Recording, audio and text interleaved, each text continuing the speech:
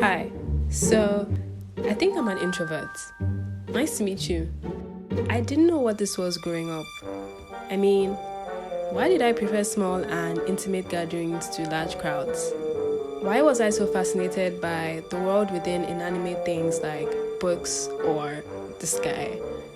Why would I be like, I know a spot and, well, you'll be home?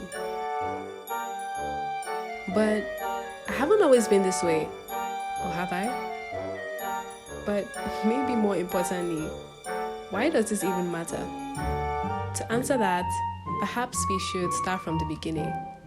This is my introvert story. Okay, so I thought I'd break this up into 3 parts. Me as a teenager, me in uni, and me right now as a medical doctor.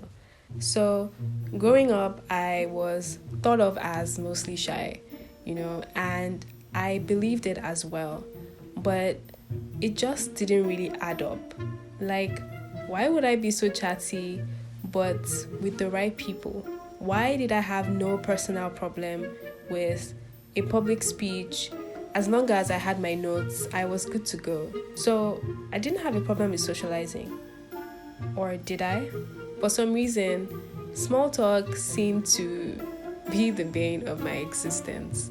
It almost felt like a superpower, being able to tell the kinds of conversations that I would find interesting just within the first sentence. I read somewhere that introverts need a reason to interact, which kind of sucks because why so deep? Now, contrary to what people might think, introverts aren't antisocial. Actually, sociopaths are. And they're also kind of charming and very dangerous. It's not that we want to be rude or snobbish. We just interact in a different way, whether it's with someone we already know or with a familiar character in the pages of a book. Now, I somehow managed to survive pre and post-pubescence despite being labeled the quiet one, and I began to look forward to uni. You see, university was painted to be this wild and fun time, and I thought surely this would cure me, as if I needed treatment, because I thought being thought of as shy must be hard. Even in general, where I come from, it's a bit hard to identify as an introvert because it almost guarantees you'll be taken advantage of at some point. But I don't even think this is simply limited to my location. Anyway, then came the parties. Now, while most people would be having a blast, and I would too, but then I'd look at the time, ready to leave, and realize that I've only stayed at best an hour. It's almost like the Cinderella story backwards because I actually do want to leave before 12 or 10 or 8. It's not that we generally don't like parties or to be included. It's actually really nice to be asked. It's just that we prefer smaller gatherings with faces we already know, which isn't really how the world works. I mean, how else are we supposed to meet new people? From a distance? Actually, that might not be such a bad idea. It's not that we don't like people. We just like them one at a time, with space in between. Why? Well, I once had a friend whom I would feel so drained around, but I just assumed it was because the call duty at the hospital yesterday night was very hectic. But whenever I'd leave, I'd suddenly feel like I'd been hit with caffeine, which was weird because 5 minutes ago, I was pretty sure that I was going to hit the bed immediately.